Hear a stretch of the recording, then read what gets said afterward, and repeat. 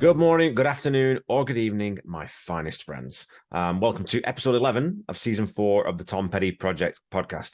As always, I'm your host, Kevin Brown, but you probably already know that. This is the podcast that digs into the entire Tom Petty catalogue, song by song, album by album, and includes conversations with musicians, fans, and people connected with Tom along the way.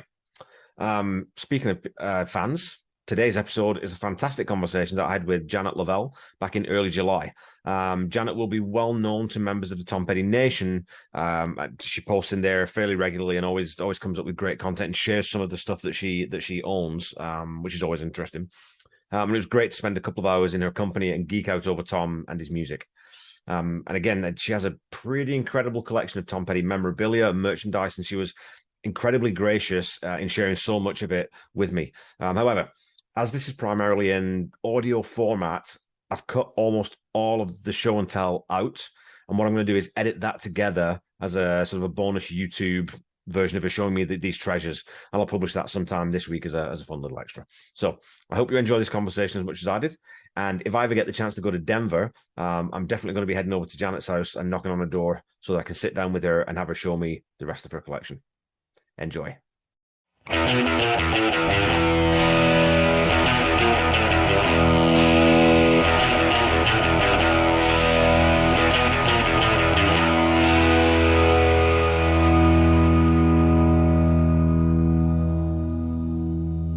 Okay, so is that where you were brought up? Then we'll dig straight into your background. Where were you born?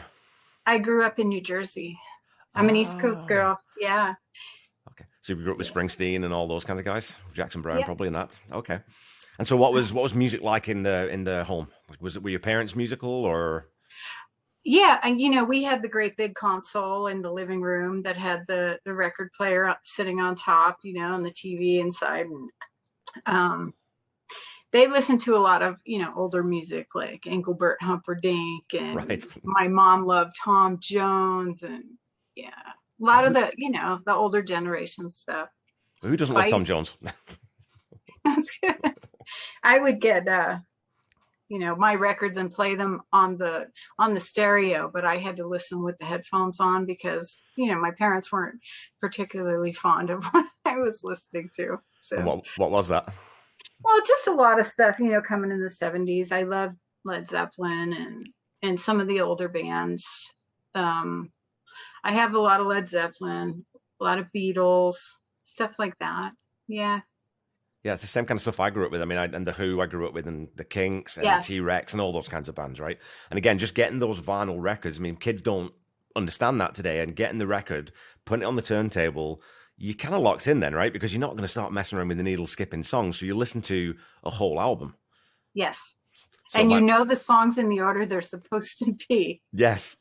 I don't know if you ever found, like, I remember when Queen released Greatest Hits and we started listening to Greatest Hits, everything's out of sequence. So when Another One Bites the Dust finishes, well, the next song off the game is supposed to be Sail Away Sweet Sister, but now it's, now it's something else, and it just messes with your brain a little bit, right? So... And that was my younger brother's favorite band. Yeah. Queen? Yep. Good choice, good choice. Yeah. So when do you remember a point at which you sort of became aware of Tom Petty, or a point where you sort of just fell in love with his music? Yes. And my story is kind of what the band got categorized in the beginning, because I first heard them in 77 in the spring. And I was at a friend's house, and her older sister was very punk. And her friend was there who was in my grade. So we were all friends. And she said, come downstairs. We went down the basement to her room to listen to this record. And it was the debut album. And I was just like, oh my God, I couldn't believe it.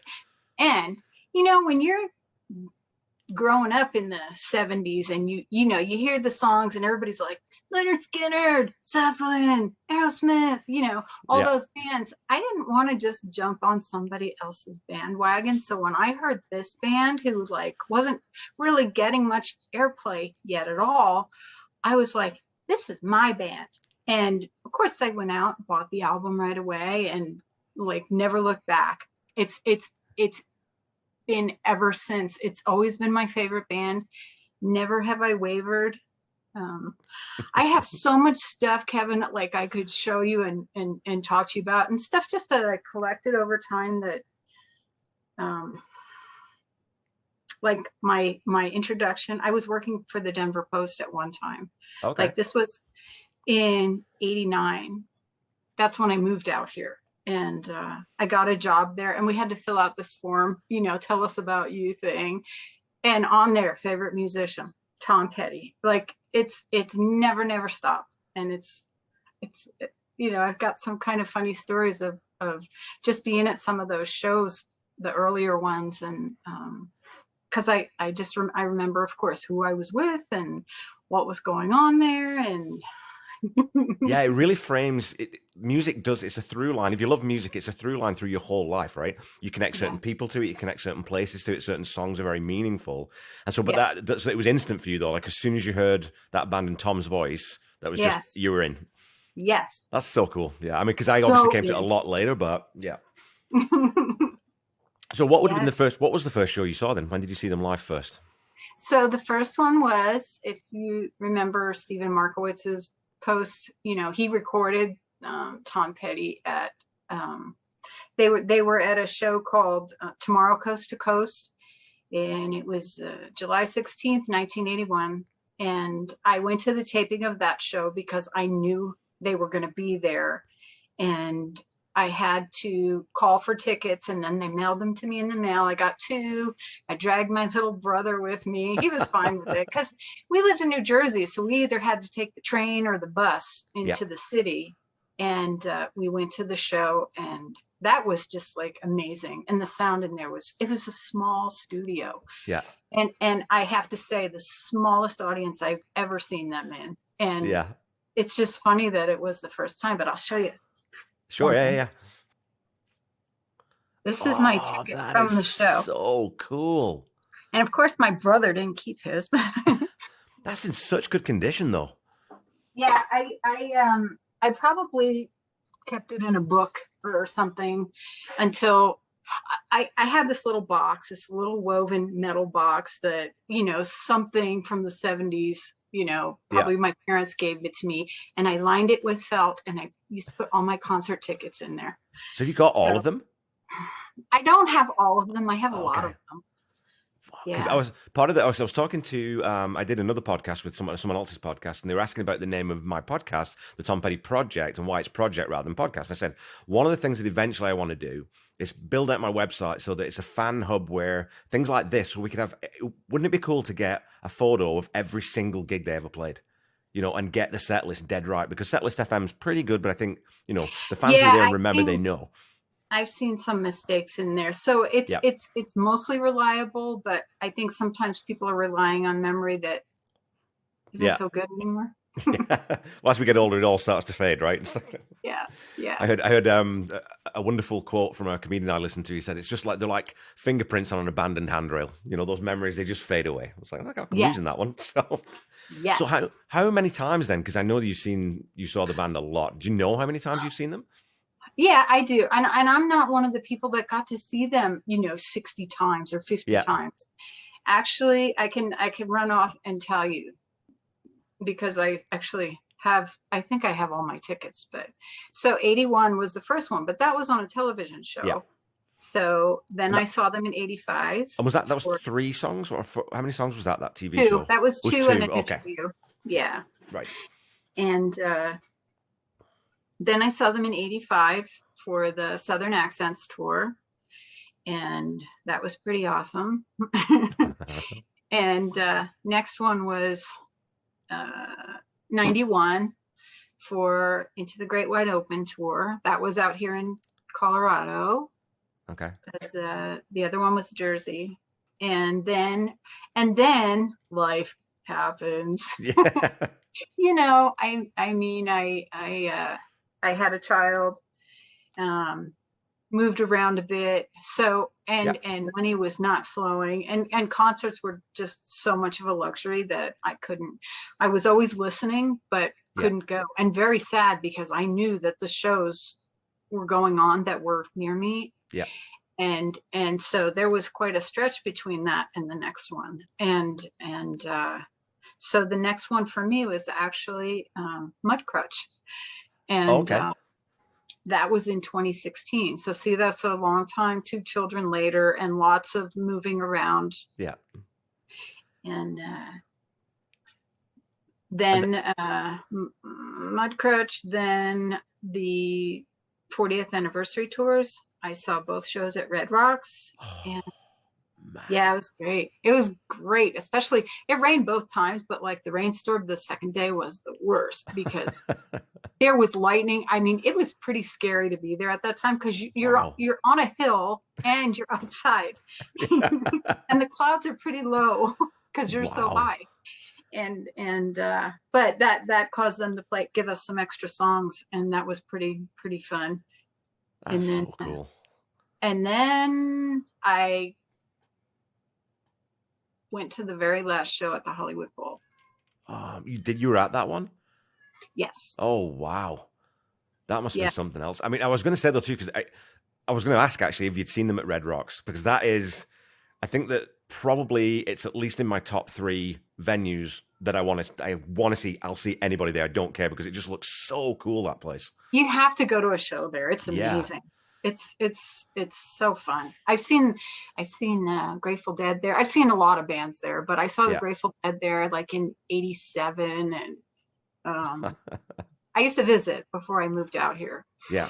So but yeah, something told me, and Kevin and I have never ever flown anywhere to go see a show. Right. But something told me, and it's just weird the way that happened. Like something said, you have to go. And like the day that the show, it was supposed to be the 21st, and then they added another show, and then they added another show. Yeah. So when they were doing the first one, I was at a Renaissance festival, like out in the middle of the woods, and I couldn't get a good signal. So I could only get seats in what they were calling the terrace boxes, which were kind of back. And, you know, once you get to sit close, you know, you kind of don't want to go back there anymore. And so then they had tickets for the next, you know, when they added the second show. And I think it was a complete fail for me. I just couldn't get anything even remotely close. Like even those terrace boxes were out of the question at this point. Right. And then they announced the third show, and I don't remember what happened. I just remember that I didn't get tickets and I was really bummed out. And then 6 days before the show, Ticketmaster released second row tickets in the pool, like really right in front of the stage. And I was like, well, wow. and I got one, and so now I have a ticket. I don't have a flight. I got to be there in 6 days. I don't have a place to stay. Don't know how to get around there. You know, don't really know anything about LA. I've been south of there, but never there. So it all worked out. I went anyway, but thank God I did. No kidding. I couldn't have been closer. I mean, I could have walked up to the stage, but I was like, you know, I just wanted to be respectful and stay at my spot. So I did. Yeah. Second row though. I mean, that's crazy. That's so cool. And I like that because I think, you know, I've talked with other people like this. I assume probably that was Tom and the band doing that, saying, let's release some of these tickets late because fans don't always get tickets. And Tom was always very conscientious about making sure that the fans, not scalpers, not as much as they could do, that the tickets ended up in the hands of real fans, right? Yeah. Yeah. Yeah, and I made sure some of my other friends got tickets in that row also, because once I got mine, I was like, okay, now I can help somebody else out. It's just like when you get on the plane, you put your mask on first, then you give somebody else. Yeah. So obviously that last show then becomes very sentimental and very sort of special and meaningful to you, but having been a chance to be there. Any other shows of the other shows that you saw, were there any real standouts or sort of real standout songs that you just blew you away? So the Into the Great Wide Open tour was just amazing because that's when they had this huge dramatic stage setup. They had the great big tree, and there was a story to go with it. And that's the one I always say is the most magical of all of them. Yeah. I love every single show that I've been to, but like that for me was just, it was so much fun, and Stan to sing, and it was just a fantastic show. And I was there with my manager from the Denver Post. Okay. And I remember being there at the show, and everybody's passing things by, and I'm just like, no, thank you. But that set, I remember, because that set, there's video footage of that tour, and when they do Don't Come Around Here No More, and the chest opens and it's got the light and he's sprinting around, and I think that's when, because I saw Pink Floyd live and I've seen Alice Cooper live, when you put a little bit of sort of theatre into it, it definitely changes the whole atmosphere, right? And you get into it in a different way. Yes, and they put on, they had guys running on the stage, because he went up, at one point, and comes out with this big peace sign ring, and he's chasing after this guy in a Ronald Reagan mask and these politicians. It was just so funny. Yeah, but it was great. Yeah, and so like obviously through Tom Petty Nation, that sort of brings fans together as a community. You've had a chance, I think, right, to sort of meet up with other fans at gigs and sort of meet people who you not necessarily would have done. And that's been my favorite part of doing this is, it's like there's a huge community out there of Tom Petty fans who are just nuts about him and nuts about him as well as his music. Because when I started this, I kind of thought, well, I'm sure there's a Facebook group or something. There'll be a few people who I can sort of maybe connect with and might listen to this podcast. Found the TPN, I'm like, oh, okay, this is like serious, full on.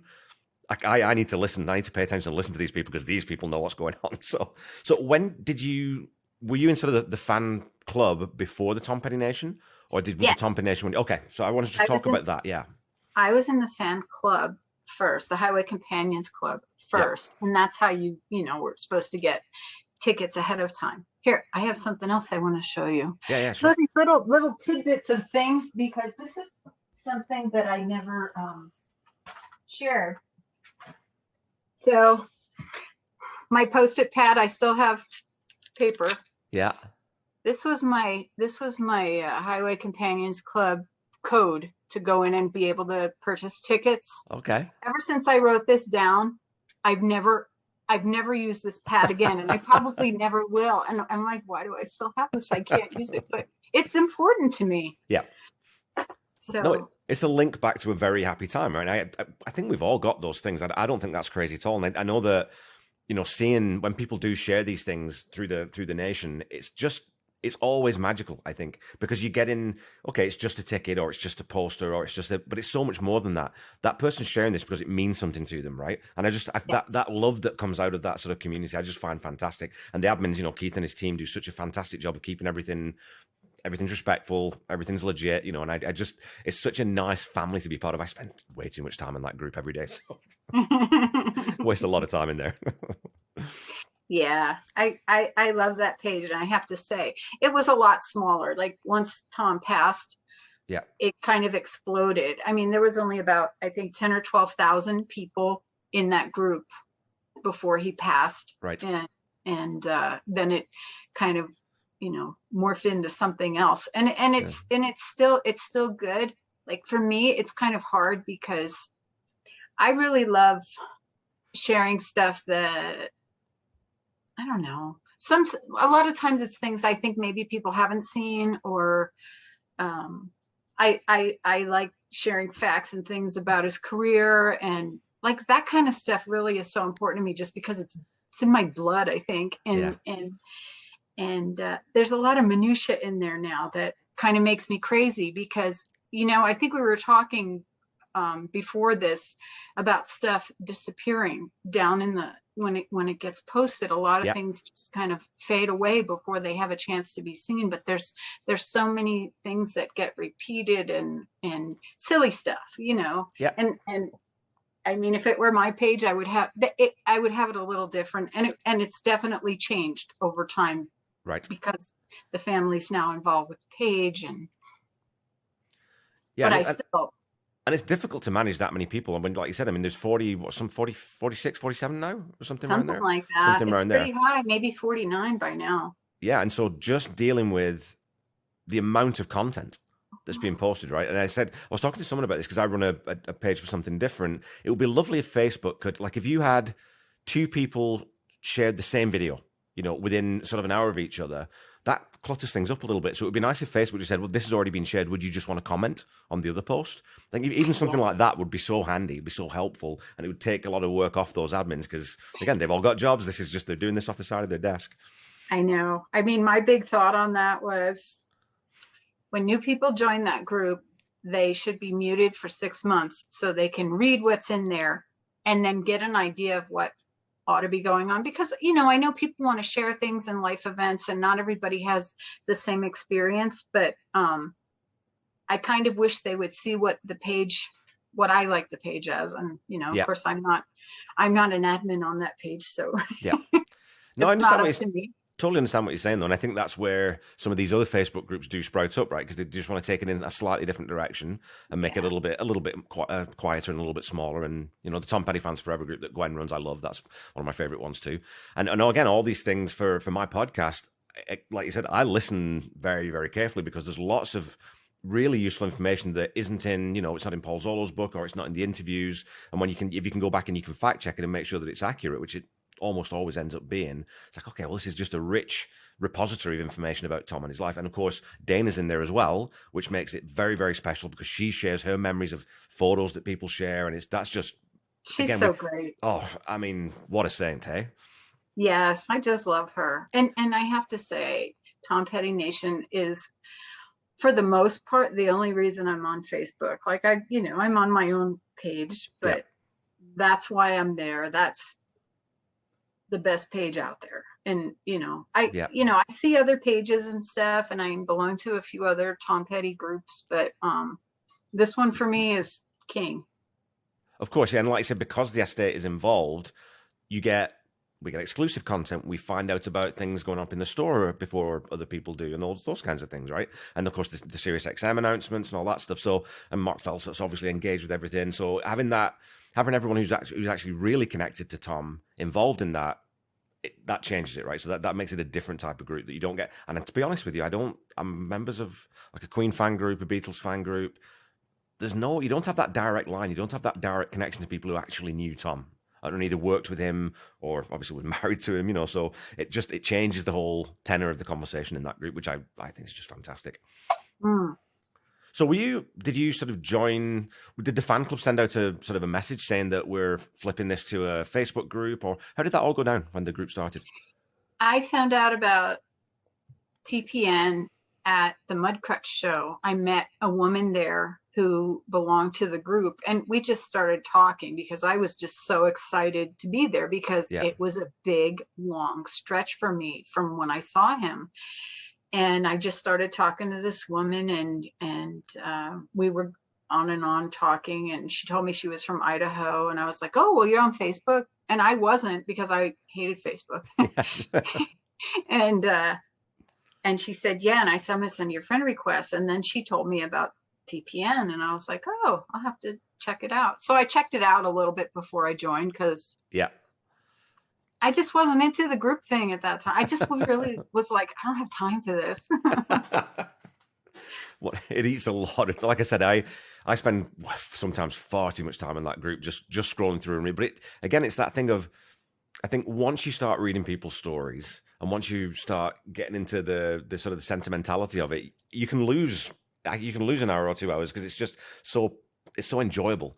Slipping back into a time when Tom was still around and still making new music, it rolls everything back, right? So, because again, I got into him much, much later in life. Obviously, I knew Full Moon Fever. I had that on cassette when I would have been, 16 or 17 or something. So I knew those songs, and of course, they were everywhere on the radio. Those songs, they were everywhere on MTV. But then I got into him about sort of 9-10 years ago. I thought, well, I like a lot of these songs, and I'd sort of clued in a bit more that this is an artist that maybe I would love, and went back and started listening to the catalogue. And so when I put the first record, oh yeah, that's a good set of songs. Second record's good. Damn the Torpedoes and Hard Promises, well, that's like, okay, this guy's the real deal. So now I really have to get into it. And then when I heard Wildflowers, that was just okay, this guy's a genius. This guy's an absolute genius, right? Because that album is just, I still stand by, it's probably the most perfect rock and roll record that anyone's ever recorded, in my opinion. It's great. I mean, you're not going to get a complaint about me from me. And we know so much about it too, because with the documentary, we got all that backstory, and you get sort of that, again, it connects you more closely to the music, I think. Yes. And did you get to go see the documentary? The Wildflowers doc? Yeah, so I got in and I was on the screen as were you, which was a wonderful surprise, right? And so That's getting right. Yeah. And it's funny because I took my friend. I said, "Do you want to go watch this Tom Petty documentary about Wildflowers?" And he's a musician. I knew he'd enjoy it, but I didn't tell him that the fans were doing that, and said I was going on the screen, and it kind of turns and looks at me. He said, "Did you know about this?" Yeah, I did. Kevin, I did the same thing to my friend who is also a musician. He's in our local Tom Petty tribute band. Oh, cool. And I invited him to come down to the show, and he did. And I did the same thing. I didn't tell him. And he was sitting right here, and he was like, hey. But what a cool thing to do for the fans, eh? Well, I mean, they don't need to do that. And that's what the Last State really sort of treats the fans with respect the same way that Tom did, and they've continued that legacy, which again is just so important and would have been so important to Tom. So do you have go ahead, sorry.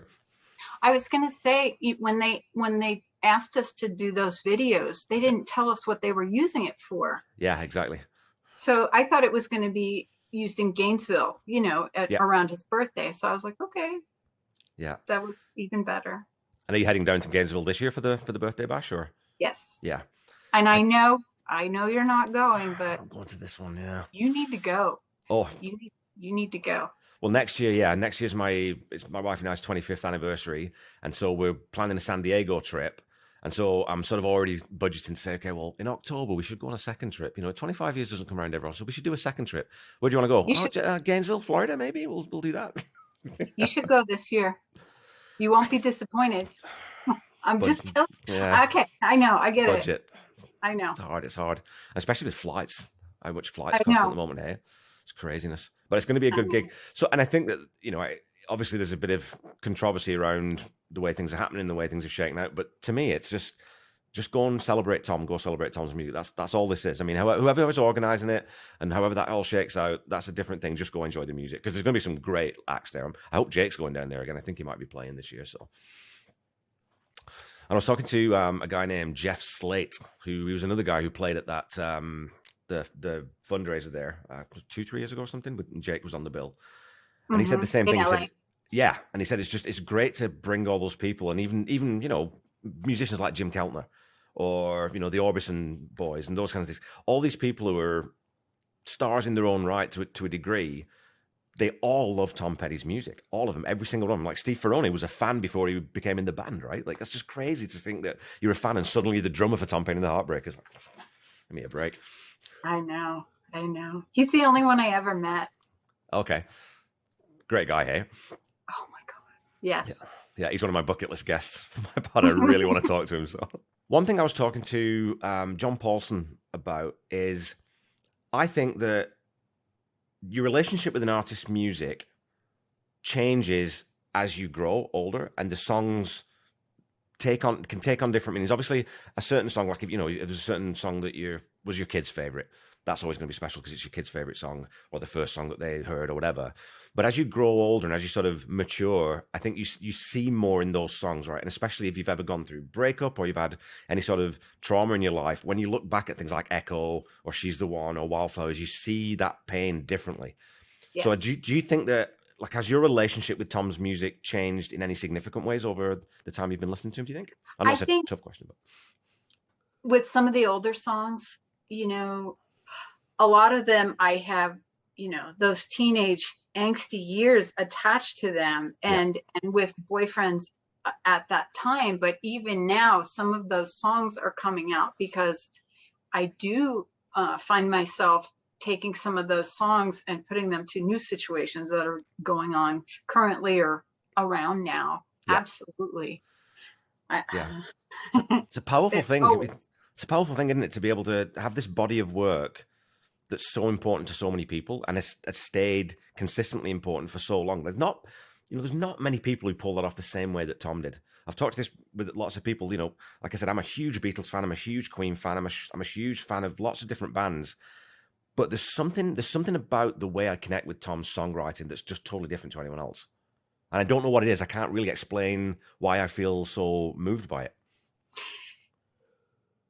In 2018, Tom Petty Radio was down in Gainesville, and they were asking some of us questions. And I remember one of the things I said, because I'm sure I said a lot of things that I don't remember, but one of the things I said is his music is so relatable, because he's not putting any drama, like the hairband drama into his songs. He's just singing about things that are just normal things that happen in people's lives, and he's just so good at it. The best song storyteller I know of. And I think that's for me the big thing is like all those songs were like they instantly connect you. And it's that sort of like I rage constantly about. I think he's one of the most underrated rock vocalists of all time. People don't give him nearly enough credit for how superb a vocalist he was. And the Heartbreakers are a great band, but again, as a songwriter, some of those lines they brought, like, some days are diamonds, some days are rocks. It's such a simple line, but it's so powerful. And you think, man, I wish I'd written that. That one line. If I'd written that one line, that'd be fine. I'd retire tomorrow. You know what I mean? And there was almost one of those lines in every single song. There's a line when I'm doing my pod, like almost every song, I'm like, that line is and it's almost thrown away sometimes. It's like the second line in the second verse. So it's not part of the chorus, and it's not the big hook that he's hanging the song around, but it's just this little bit of wisdom or a little sort of slant on how he phrases things. Again, just better than anyone else. He did that so consistently. Good. So, yeah. So good. And I have to say, his drawl, like especially on the earlier albums, it was just so different from everything that I'd heard, but it was really, really endearing. And I was almost a little bit offended because since he's been in California, he's taken on more of that dialect. Yep. And he sounds completely different, near the end of his career. You can see it really changed in the 90s. At the end of the 90s, things really started changing with his voice. And it's all fine, but like, I love the way he sounded. And I think it was a big part of what I liked about him. Yeah. Well, so when you saw the Southern Accents tour, did they do Spike? Yep. Oh, because that one, right? Because everything you just said, that you can wrap that up in a nice little ball. Spike is that beautiful sort of slick, oily, kind of sassy, drawly kind of story, and it's the perfect encapsulation of what he could do when he was at his peak, right?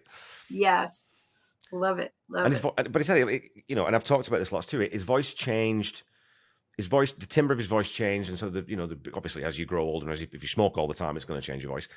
But he could affect a different voice depending on what character he was inhabiting in a story. So again, you think about, American Girl, and then look at something like Cabin Down Below, or then you look at US 41 from Mojo, you almost wouldn't think that's the same singer. If you just threw that at someone who didn't know that it was Tom Petty, they probably would think, oh, is that the same guy singing those three songs? I think he did take on a different persona for songs, because I can almost pull out songs that he's done, and I'm like, this one reminds me of Springsteen. This one reminds me of the Byrds. This one reminds me, and that happened a lot with his music. And I could tell, he was drawing from those places, because those are all things he grew up with and knew, and he paid tribute to them in his music, but not obviously. Yeah, not sort of. It was never cynical either, right? It was never, Springsteen's hot right now. Let's try and sound a little bit more like Springsteen. That was never the case. And no, but the song is "Keeping Me Alive." Listen to it; you will hear. Oh, okay. Yes. Yeah, and I'm going to listen to that immediately as we're done, because I think you're right. In the beginning of the song, it's kind of Springsteen's inflection in that song. And I kind of hear it as like a tribute. And I know Adria said, you know, later, she really appreciated that song because her dad used to talk about not having money for gas and things like that. But that song, to me, that's his little tribute to them. And they were, you know, they were friends. And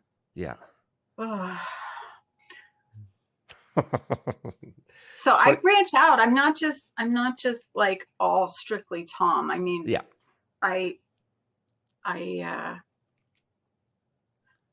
don't know, other things he's connected to. And if he's on other albums, like even if it's one song, I'll collect that also. And, you know, he was at the No Nukes concert. So I have the, you know, the Springsteen album for that, even though, you know, it's 99% Springsteen, but that's okay. You know, I like him too, but I kind of keep branching out because I keep finding other things that are just fantastic that he had to do with, even if it's not right in the music forefront. I just still, you know, really like learning about those things.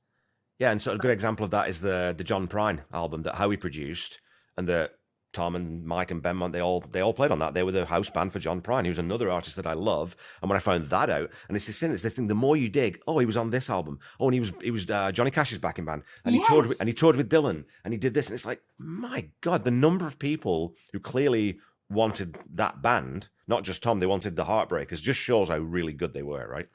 Yes. As a band. And I have to tell you, Kevin, like even thinking about talking to you today, it really, really made me happy because, I mean, people around me know I love talking about Tom Petty, but like talking to you about it because I know this is going to be, we're going to go somewhere with this. It really, really got me excited. And I was thinking, well, when's the last time I kind of felt like this? And I thought, I kind of felt like this when I was in Gainesville because, you know, of course, you got to go by his house and go to where he went to school and go to the park and all that. But I met one of his close childhood friends. Yeah. And he toured me around and showed me all the spots. He like, here's where Tom accidentally backed his mom's car into the lake on a date. You know, here's the Glen Springs pool where he wrote that song. You know, man, is that ever cool? Yeah, I mean, so that was really exciting. But like, just going back there, even though I've been there, I've been to Gainesville 3 times now, and every time I go back, I mean, I totally look forward to it. And you're right, those ticket prices were outrageous, but I'm like, I don't care. I haven't gone anywhere for 3 years. I'm going. And you just kind of hit on something there too that I've observed over and over and over again. It seems like every single person either connected with Tom through, you know, through the music side or through the family side, or just the fans themselves. Everyone's so cool. Like, I've not had a single person saying, no, I don't want to be on the podcast. I've not had a single person I've spoken to who isn't just like in love with Tom and loves talking about Tom Petty, right? And even again, just like John Scott or Paul Zollo, immediately say, yeah, I'd love to jump on. I love talking about Tom. Of course I would. Of course I'll do it. Because everyone just loves talking about Tom. And again, if you're not, you know, if you're not married to a Petty head, or you're not sort of, if you don't have friends who are really deep into it, this is where we got to get it out. These are the people I can talk to about this thing that I'm so passionate about, you know? Yes. I'm sure you find the same thing. So yeah. And good, you know, I was really looking forward to it.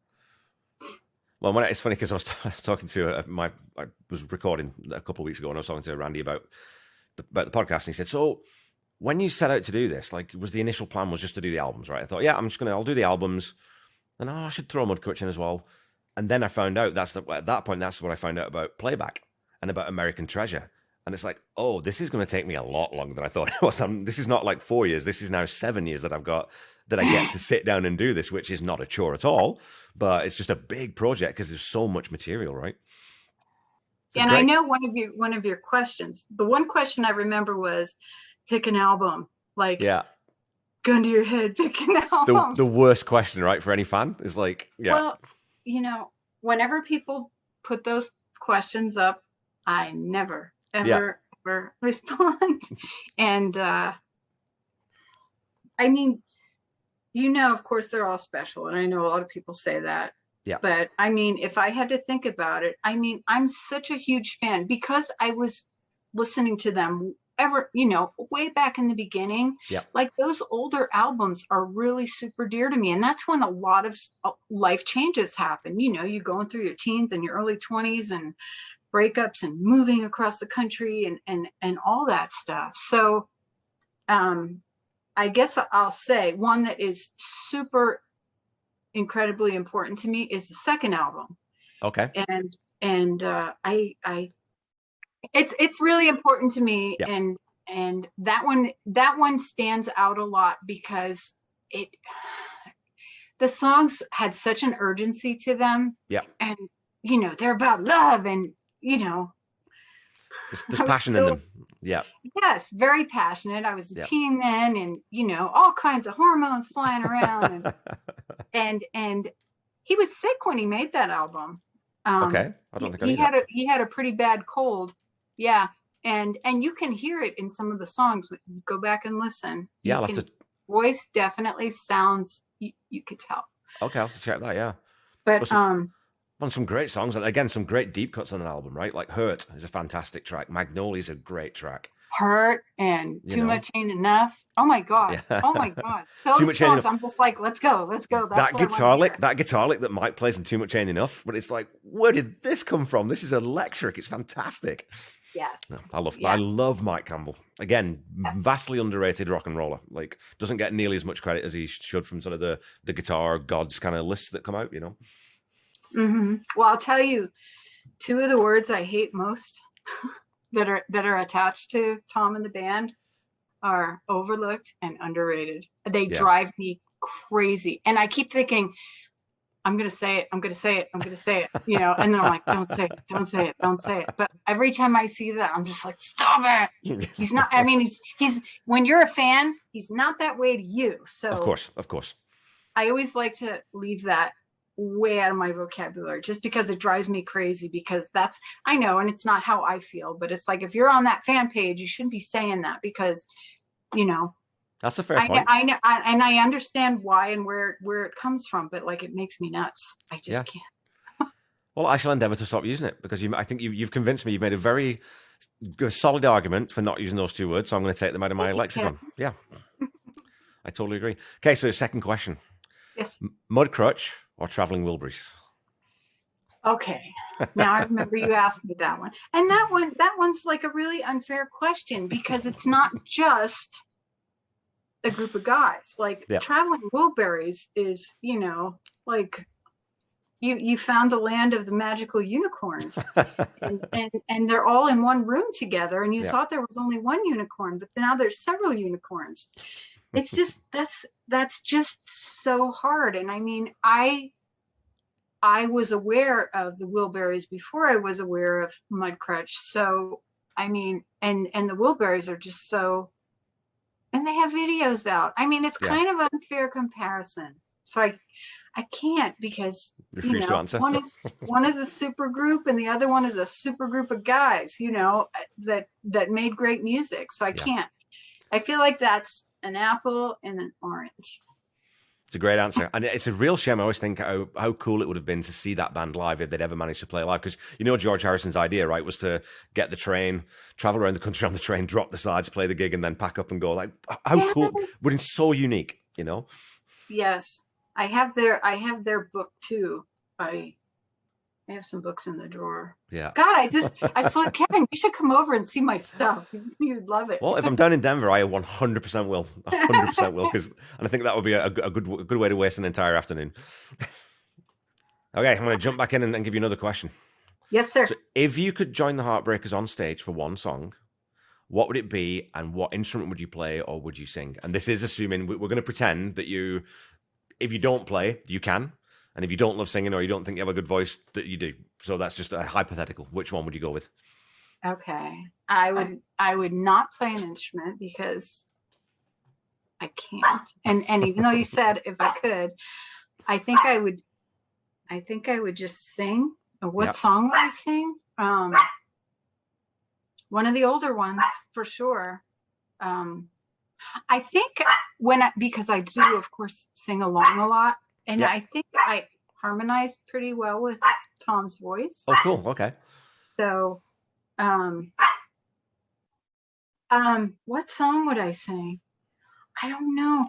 There's some songs when I'm singing along, I'm like, oh, that sounds so good. And I think I would have sounded good as one of his backup singers. Yeah. But like now that you put me on the spot and ask me, Don't know. the little cloud is empty. The thought cloud. I That's don't fine, though. know, Kevin. That's fine though. I think just knowing that, I think if you can do harmonies and you can sing backing vocals, that's a cool thing, right? I mean, and no one's answered that before, so that's pretty good. Okay, next question. This is another one that's kind of like your favorite album, and you can choose to sort of sidle around it or work around it if you want to. Do you have a favorite band member other than Tom, or one of the band members maybe that you sort of connect to in a fairly significant or special way? No. No. No, I mean, the only one I ever connected with was Steve, because I met him. But no, I mean, for me, it's always been Tom, and it's never been anybody else. And I love Mike's guitar so much. I love everything he's done with the band, and just the sound that they all completed together. Sorry. Yeah, I mean, for me, it always has been and always will be Tom. And like, I check out some of the Mike Campbell groups, and like I like them, and I got to go see them, and I was very glad to see them. I had tickets to see them in Aspen, and I didn't get to go because they changed the date.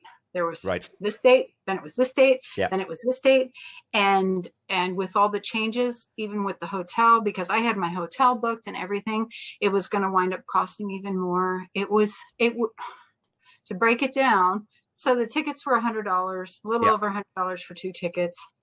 It would have cost $150 in gas to drive up there. It's 4 hours away. It's in the mountains. Wow.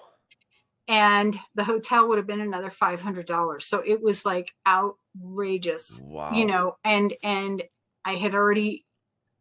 I have a job. Yep. So, I had already gotten the time off, and then I added a day, and then I was like, oh my God. And I really wanted to go. And then there was flash flood warnings up there and all kinds of weather going on up there. So I wound up not going, but I also had tickets. I saw them in Denver. I had tickets for the Boulder show the day before, and I've had these tickets for years, 2-3 years. Yeah. And, I had a back injury. So, I could have gone to the Boulder show, but I didn't, because I was afraid of being in the car would agitate my back. Totally. And I had just gotten an injection in my spine a couple days before, and I was like, I don't think I can handle it. It was kind of a freak accident, but sounds awful. It's better. It's better now. At least nothing's going on now. So oh, that's good. So when you saw Mike, was Margot Price with them, or no? Because that's my dream, is to see them sing. I mean, I did see them with Stan, which was awesome for me, because I've seen Stan. I've seen almost every iteration of the band, though. The only version I did not see was when Steve and Howie were together. I've seen every other version. I saw the I saw the original Ron. I saw with Howie, and the later versions. But the only one was just the Howie and the Howie and Steve combination is the only one I missed out on. Would have been cool too. Yeah. Okay, so speaking of live gigs, then your next question is: if you could go to see any Tom Petty concert from history that you weren't at, which one would you choose? Oh, I would go see like the Dogs with Wings or Wildflowers tour, because I didn't get to see that. Yeah. So that would for sure be for me. And I mean, I'm so sorry I missed out on that stuff, but life got in the way. Absolutely. And I never got to see him live at all. So you're way ahead of where I am, right? So, okay. So question number 7, Walls Circus or Walls number 3, which version do you prefer? If you prefer one of them. It depends on the mood, because if I'm a little more, I want to hear Circus, you know. If I just want to be more purist, I want to hear regular Walls. So I mean, I like them both, and that question went around, I think around 2017 or 18, and I remember I chose regular Walls because I was like, I like that, I love live versions, and that's another thing I collect. I love live recordings of bands. I even bought a cassette from a guy in England whose sister recorded a show with who knows what, probably brought the little tape recorder to the concert in 87. But I'm just like, I don't care. I want to hear how they sounded. That's all I care about. And the recording was great. I was like, thank you. Yeah. Oh yeah, those bootleg tapes. I mean, there's a store in Manchester in a thing called the Corn Exchange, which isn't there anymore, which was a hide for that. It was sort of like, that's where all the bootlegs were. That's where all the demo tapes you could always find. And finding these little, same thing, like I picked up a Queen one from 74. So before they broke, before they were big, and the sound quality isn't great, but as soon as you hear Freddie's voice cut through, it's like, whoa, they sounded so good back then as a young upstart band, Okay, your next question. This one's a tough one. This one's actually thrown up some really good answers too. If you could pick any artist to cover any Tom Petty song, which artist and which song would you go with? And again, so it's obviously there's been tons and tons of Tom Petty covers, but what I would probably have loved, could this be someone that's not alive? 100%. Anyone, yep. I think I would probably love to have heard John Lennon sing a Tom song. Oh, there we go. Man, now we got to think about what song though. Something off one of those first two albums I think would work with Lennon. Yeah. I mean, I'd really have to think about it since I haven't thought about that ever before, but I would love that because, I know they were supposed to meet and all, I was home. That's one thing I heard right when it happened because I'm home in New Jersey. Yeah. It was probably a school night listening to the radio. It was after 11 o'clock at night, so I had to have the radio low or I was going to get yelled at. Yeah. And I heard them announce that he was shot. And the story, he was going to be in the studio the next day and Tom was recording there and this was Hard Promises. And, this, of course, a few months later is when I got to see them the first time. So it all, it's all swirling around. And I mean, just to think about him doing that because Tom had such reverence for him. Yeah. And I mean, Elvis too, because now, Elvis sang a completely different, but gospel Elvis, I mean, I could hear it, and Tom did one of his songs. Yeah. So, I mean, how about John Lennon singing Too Much Ain't Enough? Yeah. His voice with that one would be rad. Yeah. I just, and I hope nobody chose him before. No, and again, it's one of those things where everyone's answer has been like, totally, that's what needs to happen. You're exactly right. And so, okay. Yeah. And I guess it's, it goes back to what's important to me in my head and just going back in time. But I love that Tom, I'll tell you, Tom sang Wooden Heart. Wooden Heart is an Elvis song. And that's the song I listen to every time I get on a plane because I am a little nervous when I get on the plane, when I first get on there. And I listen to that song. And I listened to that flying to LA for the last show. And I don't know, it's a big deal. But I mean, I love Elvis too. And Tom did his song, so I could probably hear Elvis doing one of his songs too, but more in his gospel-y, not his, not the campy stuff so much. Yeah. Southern accents maybe or something like that would be kind of interesting to see how Presley would do something like that, right? I mean, Johnny Cash did it. Yeah. So. Okay, we've got 2 questions left for you. So the next one. So what song do you most frequently recommend to people who don't know Tom's music? Like, do you have a recommendation? We say, well, listen to this. This is why I love Tom Petty. And I'm going to start with, unfortunately, I recommend the more popular stuff because it's more likely something that they would have heard that they'll go, oh, that's who that is. Because when they're not fans, you got to find some way to connect them. And you can't really connect them with Hurt or these songs that, not everybody necessarily knows because you got to get them there first. And then they'll hook in on their own, I think. So it's gotta be one of the hits.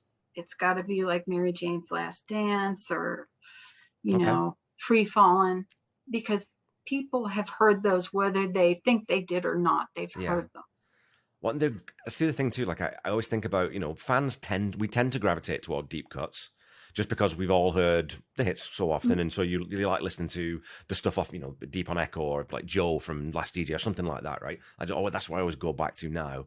But when you go back, like I was telling someone else that I don't listen to Bohemian Rhapsody much anymore by Queen. I don't listen to Stairway to Heaven by Zepp very often. I love those songs, but they're in there. I know them, right? I don't necessarily listen to it. But American Girl, Free Falling, Won't Back Down, those big Mary Jane's Last Dance, they're such good songs. Even though they're big, huge, popular songs, they're very, very well written still. And so I still love listening to those songs anytime they come on. You know what? Yeah, like with Zeppelin, they played Stairway to Heaven on the radio so much, and it wins like all the battles all the time. But like for me, I would sit and listen to it, and I'm trying to remember the name of it because I have the live album. I like listening to the live version of Led Zeppelin. That's one thing. I would be sitting on the couch with the headphones on right next to the stereo because the cord's only this long. And the song remains the same, that album? Yes. Yeah, the live song album remains the same and no quarter. I mean, you know how long those are. It's like, Yep. Awesome. Okay. Your last quickfire question, yes, and then we can probably wrap up, is describe Tom Petty in 3 words. My absolute favorite. Succinct, descriptive, absolutely perfect. I love it. Great answer. Great answer. Awesome. Okay. Yeah, I shouldn't keep you too much longer. We've been talking an hour and a half, and that's fantastic. So the artist you said, Highway Companion, Robert Daber, is that the Robert Daber drew the cover for Highway Companions. Yes. Okay, I'll have to look into that. Yeah, because I love that artwork on that album. His artwork is fantastic. It's really tongue in cheek and like it's like you look at it and you're like, it's awesome. Okay, I'll check it out for sure then. Yeah, because I'm certainly not an art nerd, but there's certain things. Art's like music in a lot of ways, right? Where it either grabs you or it doesn't, and stuff like that really grabs me. Like I said, that album cover is, and because it's so different to anything else they ever did as an album cover. Obviously, it's a solo record, but I know it's like, what's with that monkey? Yeah, and exactly. A lot of times I remember, like from 60s TV shows, they used to call monkeys companions. I don't know why, but that's where it brings me back to. And it's just like, okay, I get it. I get the monkey is the companion, but it's just such a funny cover. Yeah, it's odd. And yeah, once I looked into him and his artwork, it's amazing stuff. And that book, even if you get a copy of that book is fantastic. Yeah. All right. Perfect. All right. Okay. Well, you better go. Don't get yourself in trouble. Thank you so much.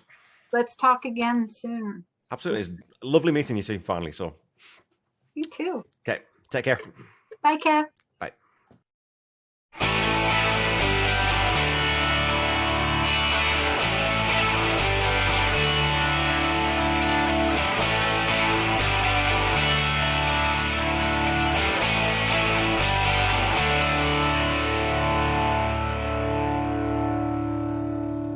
Okay, folks, I hope you enjoyed that one. Look out this coming week for the video tour of Janet's incredible collection of memorabilia. Please remember that you can continue to support humanitarian efforts in the Ukraine in many different ways, and I would urge you to do so even if you already have done. As always, I've added a link to the Red Cross donation page in the episode notes, and I will continue to do that until the war in Ukraine is over. The Tom Petty Project is a proud member of the Deep Dive Podcast Network. If you like nerding out over your favorite bands, go check them out on Twitter at Deep Dive Podnet and see if there's a pod dedicated to your favorite artist. Don't forget to follow me on Facebook and Instagram at The Tom Petty Project and on Twitter at Tom Petty Project. And of course, you can find me on YouTube. So follow, like, subscribe as applicable, and please leave a rating if you haven't done that already. Keep talking to me on social media. It's always a gas talking to you guys and gals and anything in between. If I don't get back to you as quickly on Instagram, again, I apologize. It's the platform that I don't spend as much time on Instagram. The Tom Petty Project is not affiliated with the Tom Petty Estate in any way. And when you're looking for Tom's music, please visit the official YouTube channel first to try and find what you're looking for. Go to tompetty.com for official merchandise. And don't forget to check out the Tom Petty Nation and Tom Petty Fans Forever groups on Facebook if you're not already a member of those, as they are excellent fan communities and well worth hanging out in. Until we meet again next week, keep listening to and sharing Tom's music. Try to be kind. Try to say I love you to someone at least once a day. Stay safe and healthy. And I'll be back with you next week to do the album wrap of Hard Promises with my friend John Paulson. Bye-bye.